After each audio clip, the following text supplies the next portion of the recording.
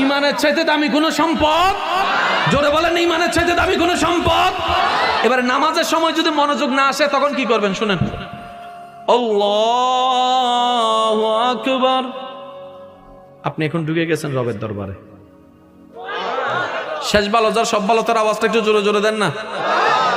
এবার আপনি যখন বলছেন আলহামদুলিল্লাহি রাব্বিল আলামিন,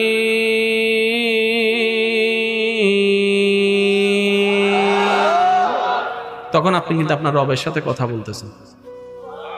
আপনি যখন বলেন আলহামদুলিল্লাহি রাব্বিল আলামিন, তখন আপনার রব কিন্তু উত্তর দেয় হামিদানি আব্দি। সেজন্য যখনই তেলাওয়াত করবেন একটু বিরতি দিয়ে দিয়ে করবেন, এইভাবে করবেন না আলহামদুলিল্লাহি রাব্বিল আলামিন রহমানির রহিম না, এটা আদব নয়।